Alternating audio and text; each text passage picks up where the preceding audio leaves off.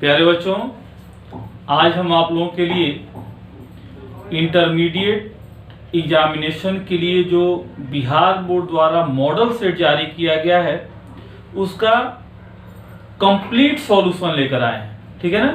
तो देखिए, ऑब्जेक्टिव हम लोग शुरू करते हैं। ऑब्जेक्टिव 70 क्वेश्चन दिया हुआ है मॉडल सेट में, और आपके एग्जामिनेशन में भी ऑब्जेक्टिव में 70 क्वेश्चन होगा, जिसमें से मात्र 35 क्वेश्चन आप लोगों को कोई 35 क्वेश्चन बनाना है। ठीक है ना। लेकिन मॉडल सेट में जो 70 क्वेश्चन दिया, 70 का 70 हम लोग डिटेल उसका डिस्क्रिप्शन देखेंगे और डिटेल में उसको देखेंगे। ठीक है ना। सबसे पहला क्वेश्चन, ग्रेफाइट किस प्रकार का क्रिस्टल है? आपको सॉलिड स्टेट चैप्टर जो पढ़ाया गया है उसमें बिल्कुल सेम एग्जांपल ग्रेफाइट दिया गया है। टाइप्स ऑफ सॉलिड आप देखिएगा, ठोस के प्रकार देखिएगा तो ठोस दो प्रकार का होता है, एक क्रिस्टली और दूसरा अक्रिस्टली, रवादार और बेरवादार। उसमें आपको जो क्रिस्टलाइन सॉलिड है, जो क्रिस्टली ठोस है, मतलब आपको हम बताएं कि ठोस दो प्रकार का होता है। एक होता है रवादार, जिसको इंग्लिश में क्रिस्टली कहा जाता है, क्रिस्टली ठोस, हिंदी में भी क्रिस्टली इस्तेमाल हो रहा है। और दूसरा होता है बेरवादार, बेरवादार यानी अक्रिस्टली, अक्रिस्टली। ठीक है ना। इसको एमोर्फस भी कहा जाता है। अब रवादार ठोस जो होता है, ये आपको बताया गया था कई प्रकार का, जिसमें बताया गया था आपको धात्विक ठोस, आपको बताया गया था सहसंयोजी ठोस, आयनिक ठोस और आणविक ठोस। ये सभी क्रिस्टली यानी रवादार ठोस के प्रकार हैं। ठीक है ना। ठोस को मुख्यतः दो वर्गों में बांटते हैं, एक क्रिस्टली या रवादार ठोस और दूसरा बेरवादार या अक्रिस्टली ठोस। अब क्रिस्टली या रवादार ठोस को 4 वर्गों में बांटा जाता है, धात्विक, सहसंयोजी, आयनिक और आणविक ठोस। आणविक ठोस का भी प्रकार आपको बताया गया था 3 तरह का। ध्रुवीय आणविक ठोस, आणविक ठोस 3 तरह का आपको बताया गया था। कॉपी आप देखेंगे तो सब कॉपी में है। एक है ध्रुवीय आणविक ठोस, दूसरा है अध्रुवीय आणविक ठोस, और तीसरा है हाइड्रोजन बंधित आणविक ठोस। 3 तरह का आणविक ठोस आपको बताया गया था। अब इनका एग्जाम्पल देखते हैं। बेरवादार या अक्रिस्टली ठोस जैसे आपका होता है कांच हो जाता है, प्लास्टिक हो जाता है, प्लास्टिक, ये सभी बेरवादार या अक्रिस्टली ठोस है। अब रवादार ठोस जो होता है, धात्विक ठोस, जितने धातु हैं, कोई भी धातु हो, सोडियम, पोटेशियम, मैग्नीशियम, एल्यूमिनियम, कोई भी धातु, यदि पूछा जाए कि धातु किस प्रकार का क्रिस्टल होता है तो धात्विक। कोई भी धातु, पूछा जाए कि सोडियम किस प्रकार का ठोस है, धात्विक ठोस। पोटेशियम किस प्रकार का ठोस है, धात्विक ठोस। एल्यूमिनियम किस प्रकार का ठोस है, धात्विक ठोस। कोई भी धातु यदि होगा तो वह धात्विक ठोस होगा। क्लियर। कोई भी धातु होगा तो धात्विक ठोस होगा। यहां पर ग्रेफाइट दिया है, ग्रेफाइट की जगह पर यदि देता सोडियम किस प्रकार का क्रिस्टल है, धात्विक ठोस। पोटेशियम किस प्रकार का क्रिस्टल है, धात्विक ठोस। मैग्नीशियम किस प्रकार का क्रिस्टल है, धात्विक ठोस। एल्यूमिनियम किस प्रकार का क्रिस्टल है, धात्विक ठोस। तो धात्विक ठोस आप पहचान लीजिएगा। कोई भी धातु यदि है तो वह धात्विक ठोस है। अब धातु कैसे पहचानेंगे? तो धातु पहचानने का आपको तरीका बताया गया था। क्या? तो हीलियम और उपधातु को छोड़कर जिसके नाम के अंत में यम आता है, क्या आता है? यम आता है। नाम के अंत में यम, इंग्लिश में यूएम आता है, वे धातु होते हैं। क्लियर। हीलियम और उपधातु को छोड़कर जिसके नाम के अंत में यम आता है वह धातु होता है। लेकिन कुछ अपवाद हैं, कुछ ऐसे भी धातु हैं जिनके नाम के अंत में यम नहीं आता है, जैसे जिंक, कोबाल्ट, निकेल, मैंगनीज,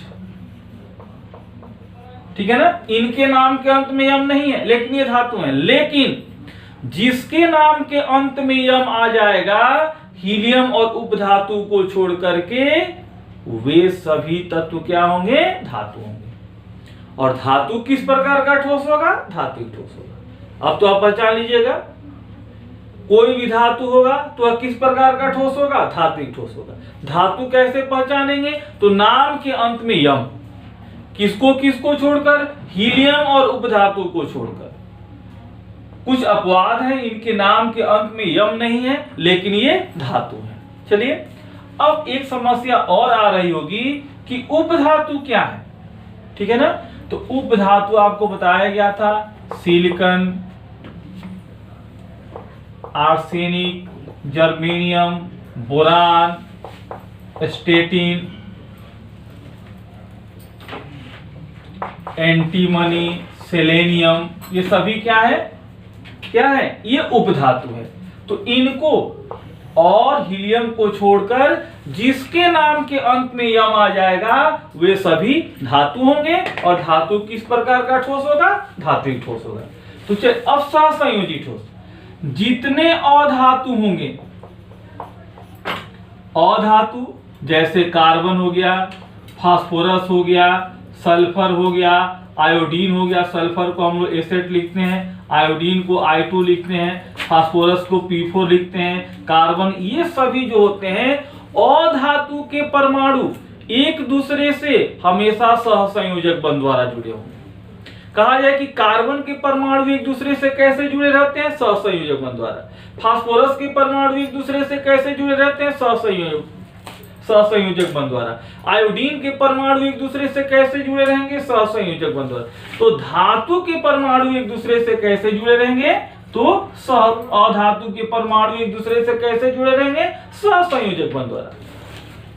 तो जितने, जैसे कार्बन, कार्बन का ही अपरूप होता है हीरा और ग्रेफाइट, ये कार्बन के अपरूप हैं। और कार्बन के परमाणु एक दूसरे से कैसे जुड़े रहेंगे? सहसंयोजक बंध द्वारा। इसलिए कार्बन कैसा ठोस होगा? सहसंयोजी ठोस। और हीरा और ग्रेफाइट किसके अपरूप है? कार्बन के अपरूप हैं, इसलिए यह सहसंयोजी ठोस होगा। क्लियर हो गया? आयनिक ठोस, जितने आयनिक यौगिक हैं, जितने आयनिक यौगिक हैं, सभी आयनिक यौगिक जो होंगे वे आयनिक ठोस होंगे। जैसे sodium chloride, potassium chloride, barium fluoride, ये सभी आयनिक यौगिक हैं। तो जितने आयनिक यौगिक होंगे वे क्या होंगे? आयनिक ठोस। आणविक ठोस, जितने अणु, जैसे जल, जल के अणु एक दूसरे से जब जुड़ते हैं, जल का जो ठोस अवस्था होता है बर्फ, बर्फ में जल के अणु एक दूसरे से कैसे जुड़े रहते हैं? तो वान डेर वाल आकर्षण बल द्वारा जुड़े रहते हैं। ये क्या हो जाएगा? आणविक ठोस होगा। अणुओं के बीच, जब अणु एक दूसरे से, अणु के बीच जो बल लगता है वह कौन बल होता है? वान डेर वाल आकर्षण बल। उसी में होता है एक हाइड्रोजन बॉन्ड भी होता है। हाइड्रोजन बॉन्ड किस में पाया जाता है? तो HF, H2O, NH3, ये सब जो ठोस है, ठोस HF हो, ठोस H2O मतलब बर्फ हो, ठोस अमोनिया हो, ये हाइड्रोजन बंधित आणविक ठोस होंगे। अध्रुवी में जैसे ठोस नाइट्रोजन, ठोस ऑक्सीजन, ठोस हीलियम, ये सभी अध्रुवी आणविक ठोस होंगे। ध्रुवी आणविक ठोस जैसे ठोस HCl हो गया, ठोस HBr हो गया, ये सब ध्रुवी आणविक ठोस होंगे। तो आपको हम पूरा बताए ठोस के बारे में। ग्रेफाइट को छोड़कर यहाँ कोई भी यदि क्वेश्चन में रहता तो आप आसानी से पहचान लेंगे। तो हमारा क्वेश्चन है कि ग्रेफाइट किस प्रकार का क्रिस्टल है? तो ग्रेफाइट देखिए, ग्रेफाइट किससे बना होता है? तो कार्बन का अपरूप है। कार्बन के परमाणु एक दूसरे से कैसे जुड़े रहते हैं? सहसंयोजक बंध द्वारा। तो ग्रेफाइट कैसा ठोस हो जाएगा? तो सहसंयोजी ठोस। हमारा ई ऑप्शन हो गया। क्लियर? अब हमको लग रहा है कि इस तरह का कोई भी क्वेश्चन आपको यदि एग्जाम में आता है तो आप आसानी से बना लेंगे। पूरा क्लियर कर दिए ठोस के बारे में, ठोस का प्रकार। ठोस दो तरह का, रवादार और बेरवादार, क्रिस्टलीय और अक्रिस्टलीय। कांच, प्लास्टिक, ये सब कॉमन एग्जाम्पल है बेरवादार ठोस के। रवादार ठोस को 4 वर्गों में बांटते हैं, धात्विक, सहसंयोजी, आयनिक और आणविक। जितने धातु होंगे वे सभी धात्विक ठोस। कैसे पहचानेंगे कि धातु है? तो नाम के अंत में यम होना चाहिए। किसको किसको छोड़कर? हीलियम और उपधातु को छोड़कर। उपधातु कैसे पहचानेंगे? तो ये सभी उपधातु हैं। कुछ ऐसे भी धातु हैं जिनके नाम के अंत में यम नहीं होता है, ये सभी जिंक, कोबाल्ट, निकेल, मैंगनीज। लेकिन हीलियम और उपधातु को छोड़कर जिसके नाम के अंत में यम होगा वह निश्चित रूप से क्या होगा? धातु। और सभी धातु क्या होंगे? धात्विक ठोस। सहसंयोजी ठोस, अधातु के परमाणु एक दूसरे से सहसंयोजक बंध द्वारा जुड़ करके जो ठोस बनाते हैं वह सहसंयोजी ठोस हो गया। जैसे बहुत पॉपुलर एग्जांपल कार्बन। कार्बन के परमाणु एक दूसरे से कैसे जुड़े रहते हैं? सहसंयोजक बंध द्वारा। अब कार्बन का ही प्रूफ है हीरा और ग्रेफाइट, ये कार्बन ही है, तो हीरा और ग्रेफाइट भी कैसा ठोस हो जाएगा? सहसंयोजी। क्वेश्चन है ग्रेफाइट किस प्रकार का क्रिस्टल है? तो सहसंयोजक। आयनिक ठोस कौन होंगे? जितने आयनिक यौगिक होंगे वे सभी आयनिक ठोस। अब ये प्रश्न है कि कैसे पहचानेंगे कि आयनिक यौगिक है? तो बाबू, यदि किसी फार्मूला में एक धातु है और एक अधातु है तो वह प्रायः आयनिक ठोस होता है। तो ये पहचान लीजिएगा, आयनिक ठोस भी पहचान लीजिएगा, एक धातु फार्मूला में और कम से कम एक अधातु। आणविक ठोस, अणुओं के बीच लगने वाला आकर्षण बल वांडर वाला आकर्षण बल कहलाता है। और यदि सहसंयोजी अणु एक दूसरे से वांडर वाला आकर्षण बल द्वारा जुड़ करके ठोस का रूप ले लेते हैं तो आणविक ठोस कहलाता है। 3 तरह का होता है, ध्रुवी, अध्रुवी और हाइड्रोजन बंधित। हाइड्रोजन बॉन्ड केवल HF, H2 और NH3 में पाया जाता है। ये ठोस रूप में होंगे तो हाइड्रोजन बंधित आणविक ठोस। जितने अध्रुवीय अणु हैं N2, O2, He, P4, S8 ये सभी अध्रुवीय आणविक ठोस होंगे। और ध्रुवीय HCl, HBr ठोस रूप में होगा तो ध्रुवीय आणविक ठोस। तो ये क्लियर हो गया होगा। तो चलिए इसको पहले नोट कर लीजिए। अब देखिए, तो पहला क्वेश्चन हम देख लिया। अब देखिए दूसरा क्वेश्चन, पिंड केंद्रित घनाकार यूनिट सेल, इकाई सेल। इसको इंग्लिश में कहा जाता है body centred cubic unit cell. इसमें पूछ रहा है कि परमाणुओं की संख्या कितनी होगी। तो देखो बाबू, आपको बताया गया था बॉडी सेंटर्ड, इसके अलावा simple cubic unit cell, face centred cubic unit cell, end centred cubic unit cell. इन सब में परमाणु की संख्या, कणों की संख्या निर्धारण करना आपको पूरा डिटेल में समझाया गया था। सिंपल क्यूबिक यूनिट सेल में कुल कणों की संख्या कितनी होती है? 1। आपको बताया था, याद कीजिए कि प्रत्येक कोना पर 1/8 कण और 8 कोना होता है तो 1/8 × 8 कितना हो गया? 1। उसी तरह बॉडी सेंटर्ड में कहां रहता है? बॉडी सेंटर्ड में आपको बताया गया था कि कोनों पर कण रहते हैं और कोनों के अलावा पूरे बॉडी के सेंटर में। तो कोनों पर 8 कण हैं, कोने 8 हैं और प्रत्येक कोने पर 1/8 तो ये हो गया 1। और बॉडी के केंद्र में जो होता है इसका यूनिट सेल में पूरा का पूरा योगदान होता है। तो एक यह तो 1 और 1 कितना हो गया? 2। तो body centred cubic unit cell में 2। फेस सेंटर्ड में आपको बताया गया था कि कोनों के अलावा प्रत्येक फलक के केंद्र में 1, 2, 3, 4, 5 और ये 6 प्रत्येक फलक के केंद्र में। और एक फलक पर जो कण होता है वह 2 यूनिट सेल से जुड़ा रहता है। जैसे ये फलक हो गया, फलक पर जो कि ये कण है यह 2 यूनिट सेल से जुड़ा हुआ है। तो 1 यूनिट सेल में इसका योगदान 1/2 का होता है। तो 6 फलक हो गया तो कितना हो गया? 6 × 1/2 यानी 3 हो गया। और प्रत्येक कोने पर होते हैं, कोना 8 हो गया और प्रत्येक कोने पर 1/8, तो ये हो गया 1, तो 3 1 कितना हो गया 4, तो face centred cubic unit cell में 4 हो गया। उसी तरह end centred cubic unit cell में कितना होता है 2। शॉर्ट में इसको BCC, इसको FCC और इसको ECC लिखा जाता है। तो हमारा कौन सा आंसर यहाँ पूछ रहा है, पिंड केंद्रित यानी बॉडी सेंटर्ड, तो बॉडी सेंटर्ड में कितना हो जाएगा 2 हो जाएगा। तो इसका करेक्ट आंसर आपका हो गया 2। तो इस तरह 2 क्वेश्चन हम लोग देखे, इसको नोट कर लीजिए।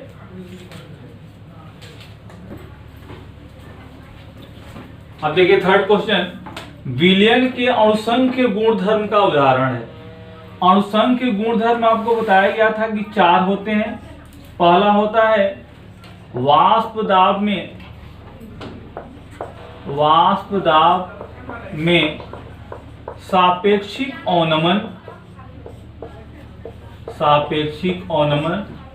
दूसरा क्वथनांक में उन्नयन।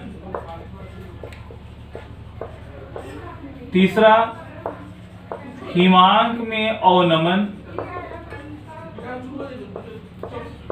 और चौथा होता है परासरण दाब। ठीक है, ये 4 अणुसंख्य गुण होते हैं। ये 4 क्या होते हैं, अणुसंख्य गुण।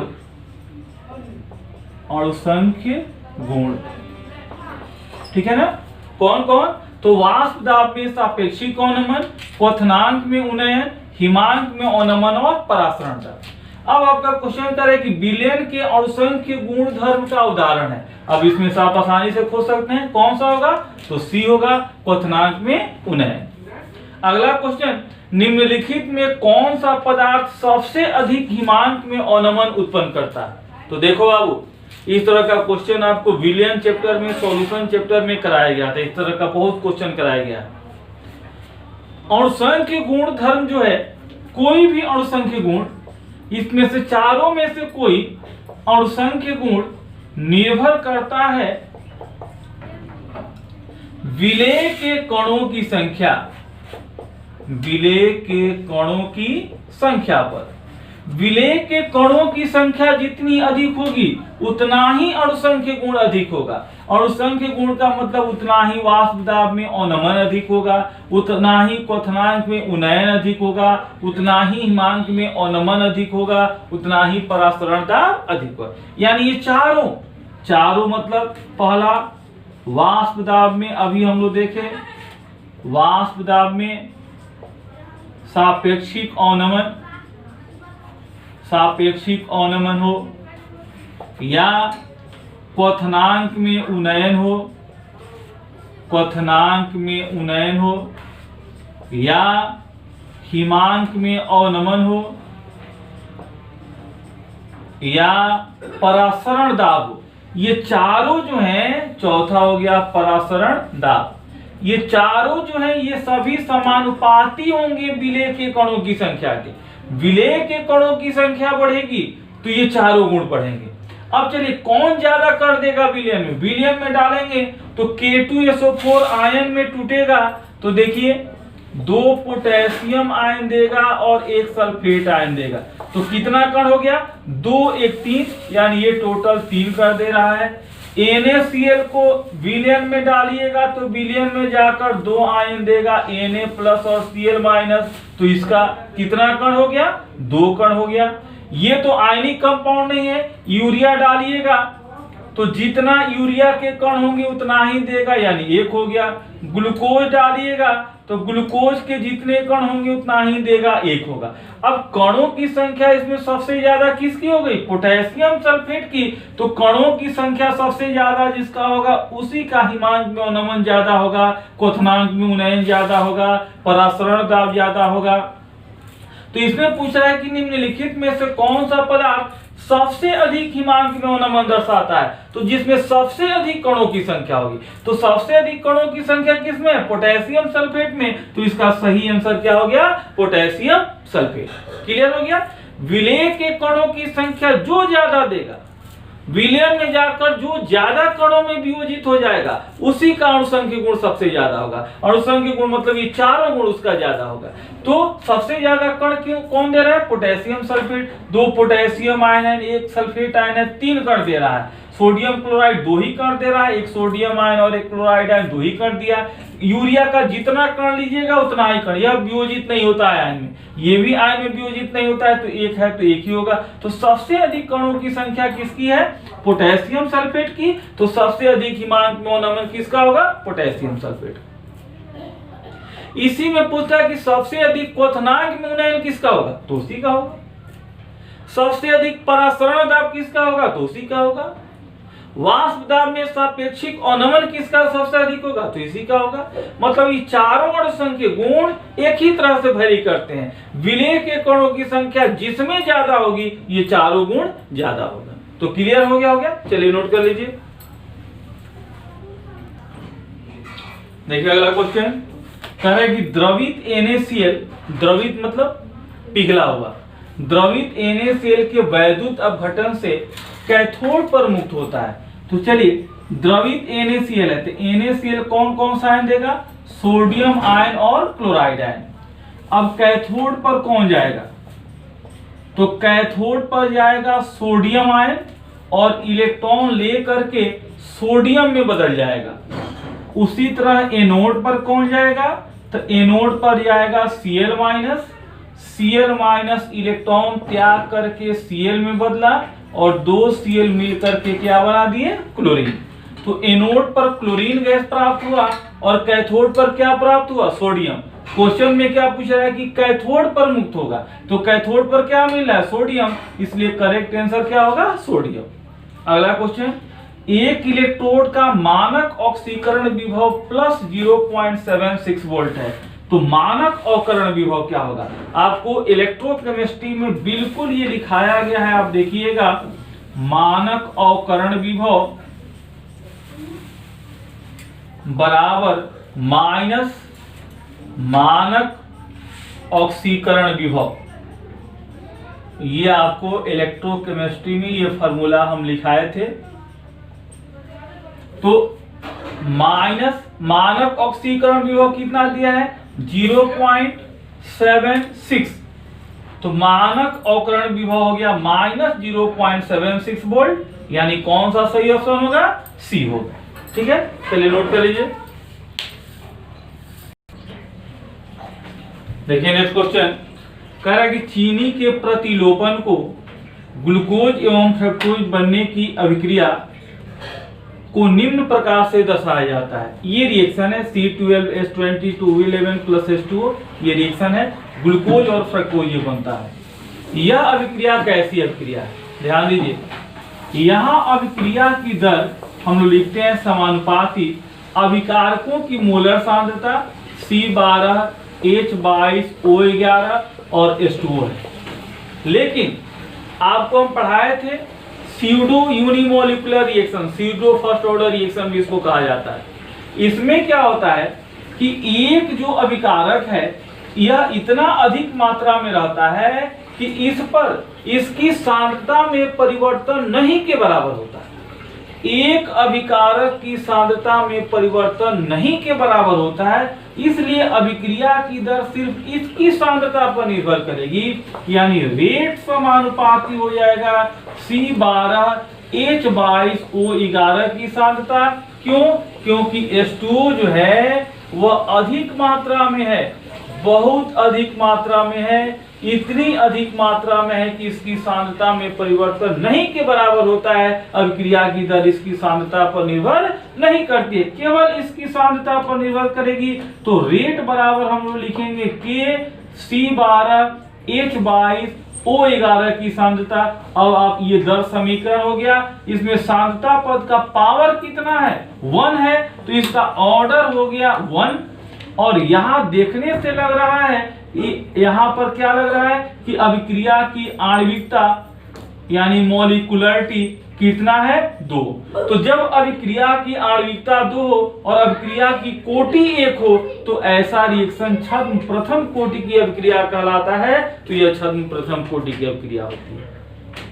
ऐसा प्रायः तभी होता है जब दोनों अभिकारकों में से एक इतनी अधिक मात्रा में हो कि उसकी सांद्रता में परिवर्तन नहीं के बराबर हो। अभिक्रिया की दर इसकी सांद्रता पर निर्भर नहीं करती है, केवल इसकी सांद्रता पर निर्भर करेगी। तो यहाँ देखिए ये दर समीकरण इसका हो गया, यहाँ सांद्रता पद का पावर 1 है तो अभिक्रिया की कोटि यानी ऑर्डर 1 हो गया, और आणविकता कितनी है 2, तो इसको कहा जाता है छद्म प्रथम कोटि की अभिक्रिया। ये आपके कॉपी में बिल्कुल लिखा हुआ है, ठीक है ना। इस पर शॉर्ट नोट्स है, टिक भी करवाए थे कि इंपॉर्टेंट में, चलिए इसको नोट कर लीजिए। देखिए नेक्स्ट क्वेश्चन कह रहे हैं कि किसी अभिक्रिया का वेग निम्नांकित प्रकार से व्यक्त होता है। ये वेग समीकरण दर समीकरण दिया है, अभिक्रिया की कोटि हुई। तो आपको बताया गया है कि यदि वेग समीकरण दिया हुआ हो तो अभिक्रिया की कोटि क्या होता है, सांद्रता पदों के घातों का योग। अभिक्रिया की कोटि क्या होता है, अभिक्रिया की कोटि बताया गया है सांद्रता पद के घात का योग, पावर का योग। सांद्रता पद यानी कॉन्सेंट्रेशन टर्म ये हो गए, और इसके पावर का योग। तो इसका पावर कितना है 2 और इसका पावर कितना है 1, तो 2 1 कितना हो गया 3। तो अभिक्रिया की कोटि कितनी हो जाएगी 3, यानी सही ऑप्शन क्या हो जाएगा बी। क्लियर हो गया। ये दर समीकरण दिया हुआ है तो इसमें सांद्रता पद कौन कौन हो गया, ए और बी, या ए की सांद्रता है या बी की सांद्रता। अब ये सांद्रता पद के पावर को सिर्फ जोड़ देना है, तो इसका पावर 2 इसका पावर 1, 2 1 कितना हो गया 3, तो अभिक्रिया की कोटि कितनी हो जाएगी 3। अगला क्वेश्चन, विद्युत क्षेत्र के प्रभाव से कोलाइडी कणों का गमन कहलाता है। देखो बाबू, ये आपको हम सरफेस केमिस्ट्री में कोलाइड जो टॉपिक है उसमें विद्युत कण संचलन टिक लगवाए हैं, देखिएगा इंपॉर्टेंट जो टिक लगवाए थे उसमें इसको टिक लगवाए थे। विद्युत क्षेत्र के प्रभाव में कोलाइडी कणों का गमन। देखिए विद्युत कण संचलन, चलन मतलब क्या होता है चलना, चलना किसका, कण का। तो कणों का चलना वैद्युत क्षेत्र के प्रभाव, नाम से क्लियर है, वैद्युत क्षेत्र के प्रभाव में कणों का चलना वैद्युत कण संचलन कहलाता है। वही चीज दिया है, वैद्युत क्षेत्र के प्रभाव में कणों का चलना यानी गमन क्या कहलाता है, वैद्युत कण संचलन। ठीक है ना, ये सभी आपको पढ़ाया गया है, अपूहन पढ़ाया गया है, टिंडल प्रभाव, पायस, ये सब कॉपी में आपको पढ़ाया गया है। तो चलिए नोट कर लीजिए। अब देखिए नेक्स्ट क्वेश्चन कह रहा है कि वह प्राकृतिक पदार्थ जिससे धातु का निष्कर्षण फायदेमंद होता है। आपको लिखाया गया है खनिज क्या होते हैं, तो धातु की यौगिक जो पृथ्वी की सतह के नीचे पाए जाते हैं, खानों में पाए जाते हैं। वैसे खनिज जिनसे धातु कम खर्च में और आसानी से प्राप्त होता है उसको अयस्क कहा जाता है। ये डिफिनेशन लिखवाया गया, टिक भी लगवाया गया है। तो क्या हो जाएगा अयस्क। अयस्क की परिभाषा लिखाया गया था कि वह खनिज जिनसे धातु कम खर्च में तथा आसानी से प्राप्त किए जाते हैं, प्राप्त किए जा सकते हैं, वह क्या कहलाता है, अयस्क कहलाता है। सभी खनिज से धातु आसानी से नहीं निकल सकता है। वैसे खनिज जिनसे धातु कम खर्च में और आसानी से प्राप्त किए जाते हैं उन्हीं को अयस्क कहते हैं। और क्वेश्चन में भी यही कह रहा है कि जिससे धातु का निष्कर्षण फायदेमंद हो यानी कम खर्च में और आसानी से प्राप्त किया जा सकता है, वैसे खनिज को क्या कहते हैं, अयस्क। तो अयस्क हो जाएगा। धातुमल क्या होता है, यानी स्लैग। स्लैग क्या होता है, धातुमल। तो जो अयस्कों में अशुद्धियां होती हैं, अशुद्धियां जिसको हम लोग क्या कहते हैं, गैंग। गैंग में फ्लक्स मिलाने पर, फ्लक्स आपको बताया गया है कि गैंग और फ्लक्स के रासायनिक संयोग से जो पदार्थ बनता है उसको क्या कहते हैं, धातुमल, इंग्लिश में स्लैग कहते हैं। गैंग क्या होता है, गैंग, गैंग क्या होता है, तो अयस्कों में जो अशुद्धियां उपस्थित होती हैं, अयस्कों में उपस्थित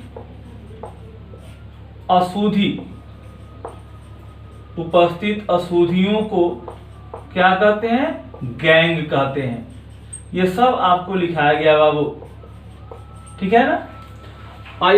खनिज पृथ्वी की सतह के नीचे पाए जाने वाले, प्राकृतिक रूप से पाए जाने वाले धातु के यौगिक क्या कहलाते हैं? खनिज। लेकिन सभी खनिज से धातु आसानी से प्राप्त नहीं किया जा सकता है। वैसे खनिज जिनसे धातु आसानी से और कम खर्च में प्राप्त किया जा सके, जिनसे धातु का निष्कर्षण लाभदायक हो, फायदेमंद हो, वैसे खनिज को क्या कहते हैं? अयस्क। अब अयस्क जो पृथ्वी की सतह के नीचे है, उसको जब निकालते हैं तो उससे धातु प्राप्त करने के क्रम में उसमें बहुत सारी अशुद्धियां होती हैं। उन अशुद्धियों को क्या कहते हैं? गैंग। गैंग में फ्लक्स मिलाते हैं, बाहरी पदार्थ मिलाते हैं गैंग को हटाने के लिए। तो गैंग और फ्लक्स मिल करके रासायनिक संयोग करके धातुमल यानी स्लैग बनाता है। तो ये सबका बारे में आपको बता दिए और सबका डिफिनीशन आपके कॉपी में है। क्लियर? खनिज क्या हो गया? पृथ्वी की सतह के नीचे पाए जाने वाले धातु की यौगिक खनिज। वैसे खनिज जिनसे धातु कम खर्च में और आसानी से प्राप्त हो, अयस्क। अयस्क में उपस्थित अशुद्धियों को गैंग, अयस्क में उपस्थित अशुद्धियों को गैंग कहते हैं। गैंग को हटाने के लिए बाहर से कोई पदार्थ मिलाते हैं, उसको फ्लक्स कहते हैं। और गैंग और फ्लक्स मिलकर के जो रासायनिक संयोग से जो पदार्थ बनता है वह स्लैग। तो ये क्लियर हो गया होगा। ये 10 क्वेश्चन हम आपको कराए, आप लोग इसको तैयार कीजिए और बहुत जल्दी हम फिर अगला वीडियो आपको डालते हैं। मतलब कल आपको अगला वीडियो, और कल हम कोशिश करेंगे कि 2 वीडियो डाल करके अधिक से अधिक ऑब्जेक्टिव और 2-3 दिन में इसको हम खत्म करें पूरा एक्सप्लेनेशन के साथ।